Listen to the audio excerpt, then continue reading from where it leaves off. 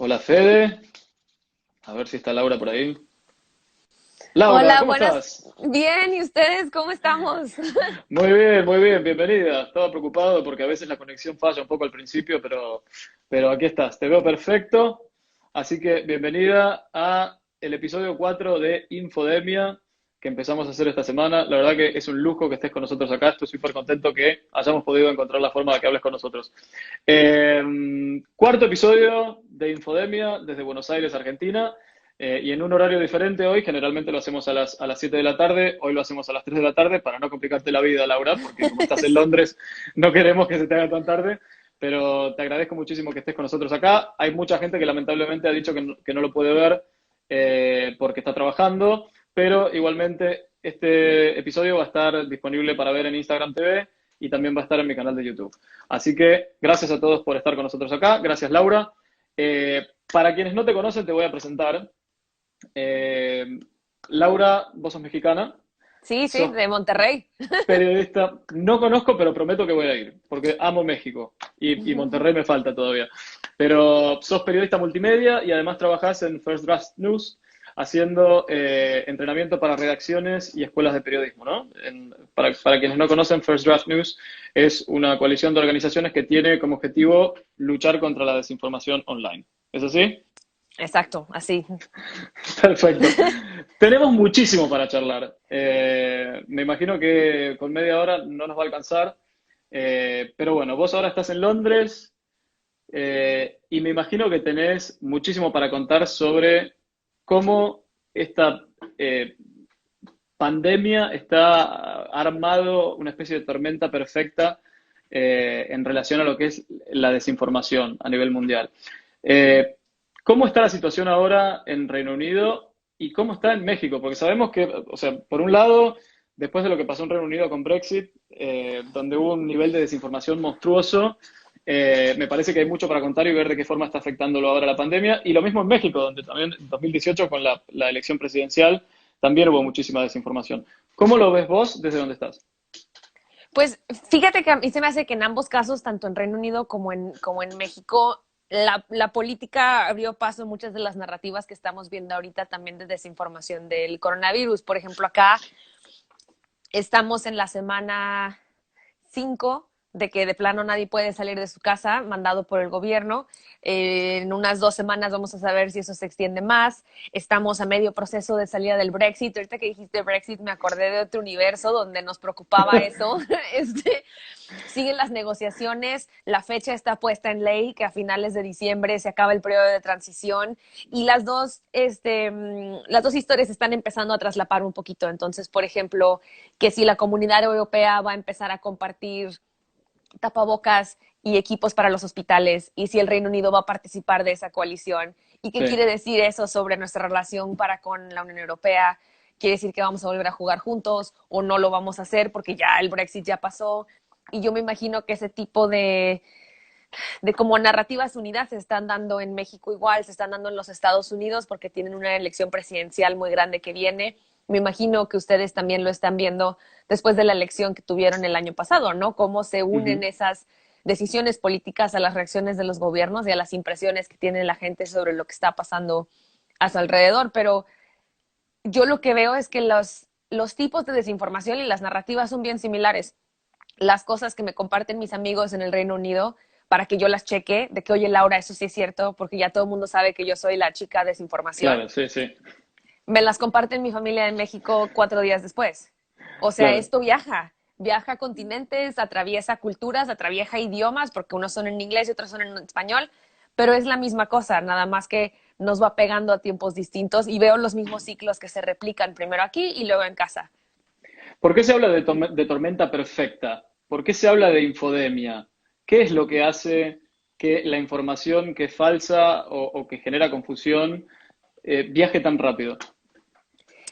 A lo que se refiere la Organización Mundial de la Salud cuando dice infodemia es no solo a la cantidad de información que estamos viendo que es falsa, sino a la cantidad de información en sí, que nos está llegando por muchísimos lados. Por mucho tiempo hemos considerado que los medios tradicionales, los periódicos, las televisoras, las radios, son lo que importa, pero ahora más que nunca que todos estamos en casa, nos damos cuenta que nosotros la mayoría de la información que consumimos la consumimos así. Claro, En Instagram, en Twitter, en Facebook, en Reddit, en TikTok, en estas nuevas redes sociales. Y eso es lo que crea la infodemia, que hay no solo mucha información, pero muchísima información de muchos lados y que se vuelve un poquito más difícil, perdón, de verificar. Ahora, la tormenta perfecta es porque está probado con teorías psicológicas y los humanos reaccionamos de manera diferente cuando tenemos miedo. Perdemos la capacidad de raciocinio, y lo digo todos, yo lo he hecho también, y reaccionamos a la información de una manera emocional en vez de racional. Nuestra reacción a lo que estamos viendo en nuestros teléfonos y en nuestras distintas pantallas no es con esto, porque tenemos miedo y porque hay muchos vacíos informáticos. Hay muchas preguntas a las que no tenemos respuesta sólida. No sabemos bien de dónde vino el virus. No sabemos claro. bien cómo se transmite. No sabemos bien cómo se trata, porque a la ciencia le toma tiempo. Y en esa ausencia, en ese vacío informático, lo estamos llenando con lo que se nos Claro. ponga enfrente por sentirnos en Es por eso control. que también estamos viendo que florecen teorías conspirativas de todo tipo con respecto a, bueno, ustedes en First Draft publicaron algo muy bueno, creo que eran los seis tipos de desinformación sobre el coronavirus, que es de dónde viene, cómo se contagia, cómo se puede prevenir, etcétera, ¿no? Sí, y otra vez es porque no tenemos respuestas sólidas para muchas de estas preguntas súper importantes y porque algunas de estas teorías, y de ambos lados de los espectros políticos, vienen de todos lados, Sí, sí. están ancladas en la verdad, o en pedacitos de verdad, ¿no? Entonces, que si vino de un mercado en China porque la gente come murciélagos, pues lo que sabemos es que el primer caso confirmado vino de un mercado de comida en China. Ujú. Eso es cierto. No sabemos a ciencia cierta por qué salió de ahí, pero sabemos que vino del mercado, ¿no? Que si, ay no, es que hay de todo, que si el aire caliente mata el coronavirus. Y entonces acá ha habido casos de gente, por ejemplo, que agarran las secadoras de pelo y se avientan el aire caliente arriba en la nariz o en la garganta tratando de quitar Wow, el virus. Y entonces obviamente terminan en hospital con claro, quemaduras, ¿no? O por ejemplo en sí, Irán, que si tomas alcohol te limpia la garganta. Bueno, sí, el alcohol sí limpia cosas, ¿no? Pero en Irán, que sí, es un país musulmán donde no se consigue alcohol, por ejemplo, tequila o lo que sea, la gente fue y buscó alcohol etílico con el que se limpia en los hospitales y se murieron de intoxicación de alcohol. Y ese es el problema, que por tratar de sentirnos en control, compartimos información que no es verídica o que no ha sido verificada o que no le hemos dado el tiempo a la ciencia de confirmar mm, y a veces tiene consecuencias de vida o muerte, ¿no? Ese es el problema. claro. Y ahora que mencionas esto sobre consecuencias de vida o muerte, ¿cómo se puede luchar a veces o qué tan difícil es luchar contra desinformación, especialmente cuando viene muchas veces de líderes políticos podemos hablar de Bolsonaro en Brasil o podemos hablar de Donald Trump, la situación del hydroxychloroquine, que era un supuesto tratamiento El que mismo podía Andrés llegar Manuel a en frenar México. AMLO también en México, exactamente. ¿Cómo hacen ustedes para luchar contra eso? Porque es muy difícil también. Cuando tienen un presidente, un líder político que está generando este tipo de desinformación, ¿cómo logran ustedes contrarrestar el efecto que puede llegar a tener? Pues en eso estamos trabajando. Yo creo que todavía no, así como que lo hemos logrado, todavía no. Esa es la misión. Y es sobre volver conscientes a ambas partes de la conversación, del rol que juegan.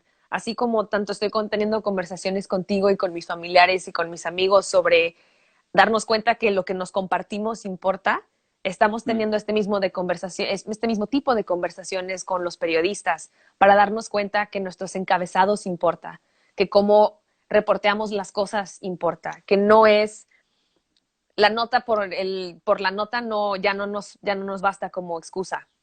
Entonces, si tu líder político X dice en una conferencia de prensa que X cosa te va a ayudar para el coronavirus y no hay base científica y no es cierto, no vale nada más que entonces pongas su frase en comillas en tu claro, encabezado, porque las comillas antes nos protegían, ¿no? Y decíamos, bueno, estamos atribuyendo la cita a la persona. Pero la bronca es que la mayoría de las personas leen los encabezados y no leen la nota. exacto. Leen el tweet y no le hacen clic a la Mm. liga. Sí, y sí, sí. compartimos sin ese contexto. Y entonces, como periodistas, nos tenemos que volver muchísimo más conscientes de cómo esa dinámica de cómo todos consumimos el periodismo, porque lo hacemos nosotros también, ¿eh? Cómo de encabezado a encabezado se construyen narrativas que nosotros somos responsables también de ayudar Lógico. a que no se construyan de esa manera, ¿no? Y hay algo que se llama el efecto de familiaridad, que es una teoría psicológica de que Mm, mientras más escuches una idea, aunque la idea te diga, aunque sea en un encabezado de como de debunk, ¿no? De que no es cierto que el coronavirus se mata con aire caliente, pero estás escuchando la misma idea. Mientras más la escuches, más te vuelves propenso a creerla, como las tablas de multiplicación en la primaria, claro. ¿no? Ahora, con respecto al rol de los medios, ¿crees que hay una crisis de confianza en los medios de comunicación, en la gente con respecto a los medios de comunicación? Sí, no, ¿eh? Yo lo que he visto tanto en Inglaterra como en Latinoamérica, me aventé un webinar bien interesante con la gente de Chartbeat hace una semana, que ellos tienen un software que mide la interacción en línea de los artículos que escribe la gente y ese tipo de cosas. Cómo ha habido un pico donde la gente está muriéndose de ganas por tener respuestas, por leer periodismo, por leer explicaciones, por encontrar respuestas, pero al mismo tiempo de manera muy pública dicen que no confían en los periodistas Claro, porque no a veces no hemos sido, yo creo, como industria lo suficientemente transparentes para explicar cómo es que llegamos a las conclusiones que llegamos.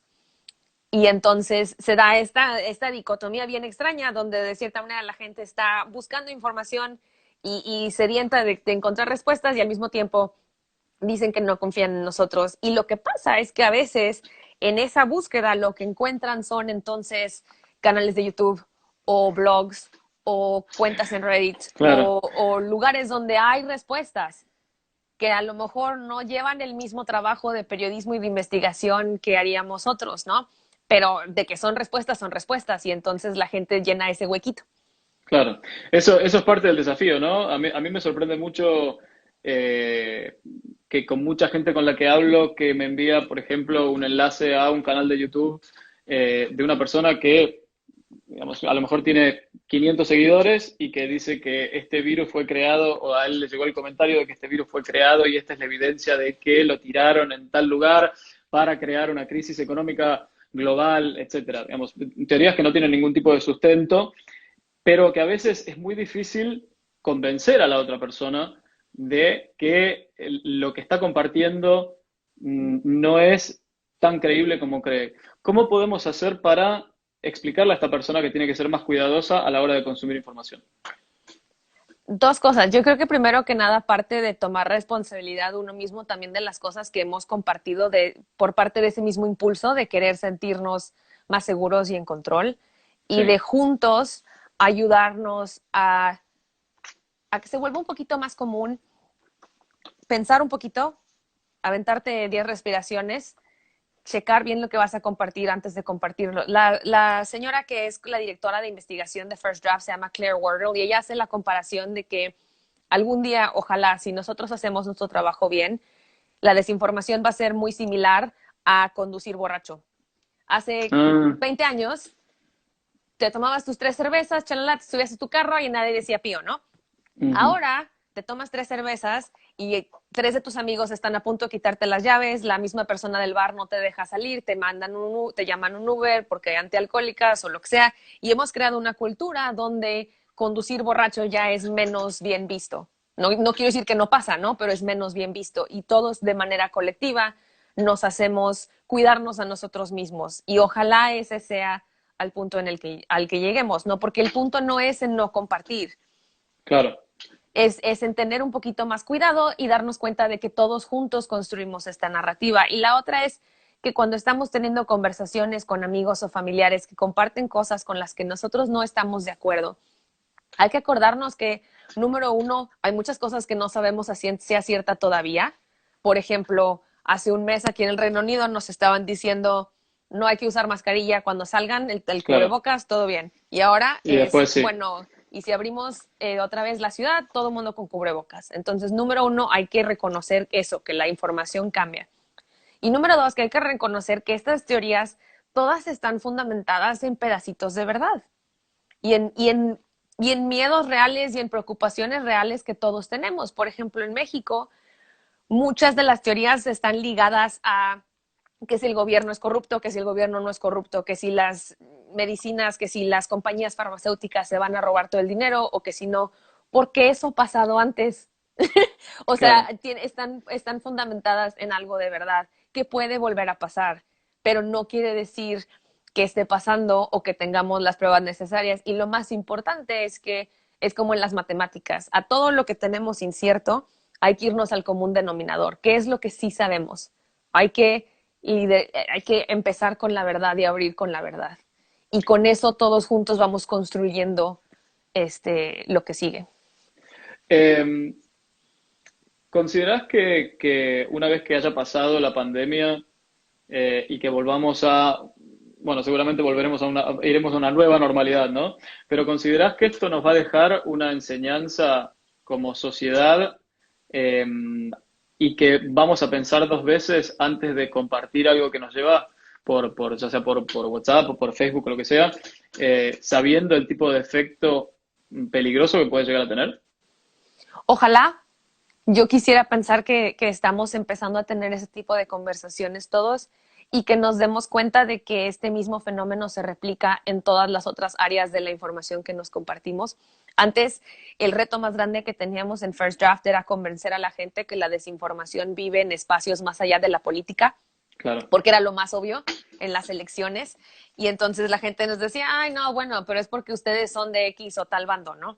Cuando en verdad la desinformación vive en la política, en tratamientos de belleza, en cómo cuidas a tus hijos, en cosas del medio ambiente, de ambos lados de los espectros políticos, en todo, en todo. Y las motivaciones son muy distintas, desde gente que quiere venderte cosas para hacer dinero hasta gente que comparte por puro miedo y porque dice, bueno, es más vale te lo comparto aunque no sea verdad, ¿no? Por si las moscas, como decimos en claro. México. Y entender que ese proceso es algo que a todos nos pasa. Yo misma lo he hecho, que de repente veo algo y digo, ay, qué padre, o qué.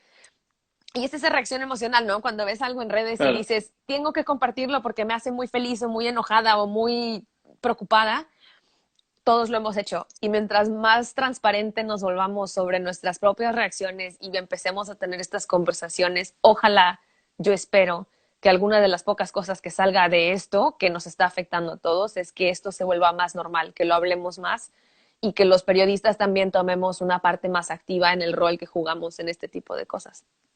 ¿Qué opinión te merece lo que están haciendo algunas plataformas como intento de frenar un poco la desinformación? Por ejemplo, el hecho de que ahora WhatsApp le puso un límite a la cantidad de veces que se puede compartir, ya sea una nota de audio, un vídeo, etcétera.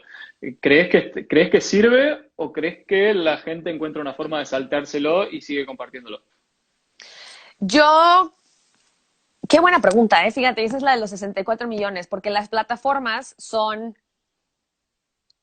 como que el elefante rosa del que nadie habla nunca, o el del que Mm. deberíamos de hablar más, Sí, porque Twitter, Facebook, Instagram, todos, hasta Google y Yahoo y todos esos tipos de ondas, los tomamos como si fueran agencia de noticias, cuando en verdad claro, son operaciones comerciales hechas para darnos lo que nos gusta. Son exacto. algoritmos, están hechos para darnos lo que nos gusta. Si yo empiezo a comprar plantas en Google, me va a poner más anuncios de plantas y me va a sacar Claro. más cosas de plantas. Y se Y si nos empiezo a olvida ver eso. videos de la Tierra plana en YouTube, voy a seguir viendo cada vez más videos de la Tierra plana en YouTube. Y de ambos lados, ¿eh? O sea, si yo voto demócrata en los Estados Sí, claro, Unidos y empiezo a ver videos de izquierda y superliberales y que el exacto. socialismo y chalala, lo mismo. O sea, va parejo para ambos lados. Y el rol de las plataformas es súper importante. Yo creo que el tipo de medidas, por ejemplo, que está tomando WhatsApp, que mencionaste tú, es un poquito más efectivo porque de cierta manera la gente va a encontrar formas de compartir lo que quiera de todos modos si lo quiere compartir, pero ese Mm, momento en el que no te dejó darle forward inmediatamente te hace pensar. mm, ¿De qué hay formas de sacarle la vuelta? Hay formas, pero ese momento mínimo te hace pensar. Hay otras plataformas, por ejemplo, Facebook, lo que ha hecho es que se ha puesto en conjunto con muchas organizaciones que hacen fact-checking y ujú. entonces las organizaciones tienen la responsabilidad de verificar cosas en Facebook y cuando se dan cuenta que algo no es verídico o está fuera de contexto o ha sido manipulado, Facebook no lo quita. Lo que hace es que le pone una transparencia encima cuando lo abres primero y te dice, este contenido ha sido verificado por la compañía, por esta organización y no es cierto por esto. Pero tú de todos modos tienes la posibilidad de hacerle clic y ver el contenido.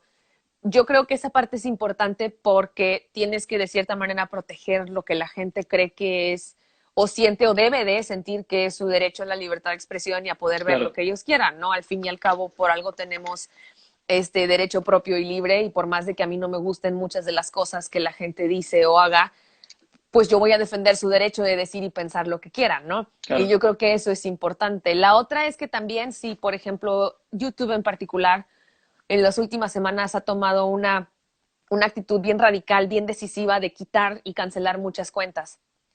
Que yo por mí perfecto porque hay muchas cosas con las que no estoy de acuerdo. El problema es que entonces cae en la narrativa que ya traían algunas de estas cuentas de que los Exacto, poderes la censuran. exacto. Ellos Por no eso, quieren que sepas. y entonces dice, siempre dice el video debajo, dice, compártelo antes de que lo borren, ¿no? Y eso es lo que hace que se esparza mucho más rápido. Y los encabezados, así el título dice, de seguro este Mm, lo censuran, ¿no? Y sí, no estoy diciendo que a lo mejor algunos de estos videos no sean ni bien intencionados, ni tengan cosas que sean verdad, ni lo que sea, pero la dinámica que pasa entonces es, YouTube baja algo por querer proteger. Es, estas cuentas, cualquier sea su motivación y las ideas que estén tratando de esparcir, entonces tienen un motivante muy grande. El miedo nos motiva a hacer muchas cosas. mm, Y decir, comparte esto antes de que de que se baje es una claro, motivación muy grande, ¿no? Y cae dentro de este entonces ciclo vicioso que se autocumple, donde entonces dicen, lo que yo digo es tan cierto que me van a quitar, se quita y entonces se exacto. cumple la... Y otra vez, no estoy diciendo que todo el contenido que se haya quitado sea completamente falso, ni para nada. Yo creo que tenemos que escucharnos todos y escuchar nuestras ideas y lo que nos preocupa y debe de haber esa nuestro discurso público debería ser lo suficientemente robusto para poder tener esas conversaciones. Claro. Este, pero mientras más tengamos ese tipo de conversaciones tú y yo, por ejemplo, y la gente que nos escucha, ojalá entonces genere que se esparza a todo el resto de las Lógico. conversaciones que Sí, tenemos. es difícil a veces porque uno lo ve, por ejemplo, si toma ejemplos específicos con lo que pasó con Alex Jones en Estados Unidos y sus Uh canales de -huh. Twitter y de YouTube que los dieron a todos de baja, también con los tweets de Jair Bolsonaro que Twitter eliminó porque decían que estaban compartiendo desinformación. Vamos, es difícil también convencer a la otra persona que quizás es votante de Bolsonaro y que dice, claro, Twitter está en contra de mi candidato, entonces Mm. claramente lo va a censurar. Es difícil intentar convencer a esa persona de que en realidad no pasa por la política, sino pasa por el tipo de información que está compartiendo. Sí, y obviamente entonces, históricamente los humanos tenemos muy mal récord cuando se trata de establecer quién tiene el control sobre la libertad de expresión, ¿no? Mm, Si empezamos a poner sí, límites, ¿quién los pone?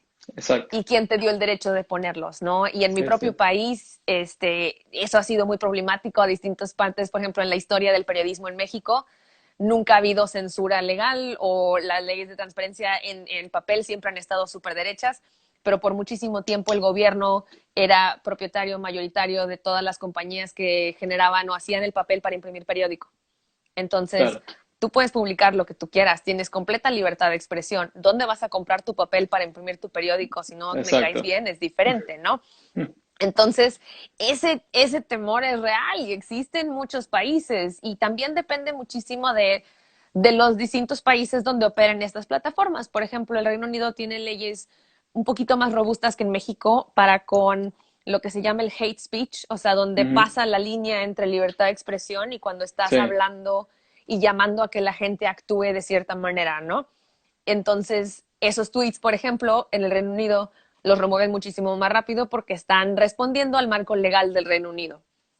Pero no va a ser lo mismo en Argentina y no va a ser lo mismo en Brasil y no va a ser lo Claro. mismo en México. Ya son las 3:26, por lo cual nos quedan 4 minutos solamente y como ves podemos seguir hablando durante 3 horas más. Pero yo antes de empezar le pedí a la gente que si tenía algunas preguntas, yo las iba a anotar, así que tengo 2 preguntas ahora para hacerte. La primera es de Juan David, que pregunta, ¿pueden los gobiernos controlar el problema de la desinformación sin violar la libertad de expresión? Que es Pues yo más o creo que menos, esto es como un pie para empezar a hablar de esto, lo que justo estabas comentando ahora.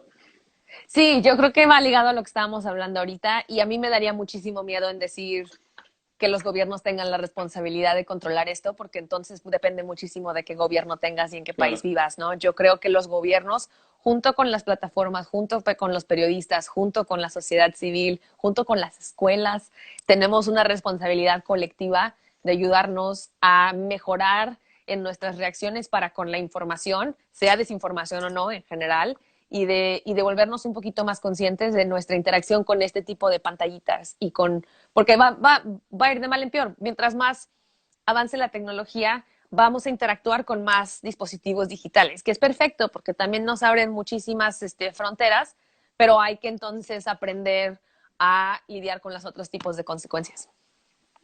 Y la última pregunta, que es de Florencia, que pregunta, ¿qué herramientas podrías recomendar para verificar que información que me han enviado por redes sociales es verdadera o no? Primero que nada, Florencia, es que antes de que la compartas, te, tipo, te eches airecito, respires tantito, le pienses 2 veces, Que cuentes hasta 10. sí, cuenta hasta 10, cuéntale un chiste a alguien y entonces luego ya piensas si la compartes o no. Esa sería la primera, que es una herramienta súper análoga. La segunda es que la mayoría del tipo la mayoría de los tipos de desinformación que vemos en First Draft no son cosas ni manipuladas, ni hechas desde cero, ni photoshopeadas, ni nada. Tienden a ser fotografías o videos que no están tocados, simplemente están sacados fuera de contexto. Es una Claro, foto que te dicen, esto es Buenos Aires a mediodía y de hecho es Roma. ¿Cómo puede claro. ser que esto está pasando en las calles de Río de Janeiro y de hecho es la Ciudad de México? Y hay una página web que se llama tineye.com, Ujú. tineye.com, que te ayuda a hacer una búsqueda inversa de imágenes. Entonces, si te comparten una foto, guárdala a tu teléfono, abre tineye.com, súbela. Tineye lo que va a hacer es buscar a ver si encuentra fotos similares en el internet y 8 veces de 10 vas a encontrar que a lo mejor se Mm, publicó antes en otro lado del mundo o está sacada fuera de contexto. claro, Y se nos olvidan que los memes son una parte muy importante de este tipo de cosas, porque nos dan risa. Pero el poder del chiste o de la sátira es que para agarrar el chiste, para entender el chiste, tienes que entender el trasfondo del chiste. claro. Y entonces se vuelve una herramienta increíblemente poderosa para comunicar información y por lo tanto desinformación. Completísimo. La verdad es que me encantó escucharte. Creo que estaría buenísimo que volviéramos a hablar más adelante, a medida que va avanzando eh, la pandemia y a medida que de alguna forma vamos volviendo a la normalidad. Así que, y me parece que con este tema tenemos mucho para contar, tenemos mucho para hablar y sobre todo me parece que es importante que la gente, no solamente aquellos que están ligados al periodismo, sino que cualquiera entienda y podamos ayudar a concientizar sobre por qué la desinformación, que muchos llaman fake news o noticias falsas, es tan importante que tengamos los ojos bien abiertos y que no caigamos en compartir este tipo de cosas. Yo te quiero agradecer muchísimo que te hayas tomado el tiempo para hablar con nosotros. Para los que lo quieren volver a ver, esto va a estar en mi Instagram TV. Si lo quieren compartir, también va a estar en YouTube. Yo te lo voy a pasar.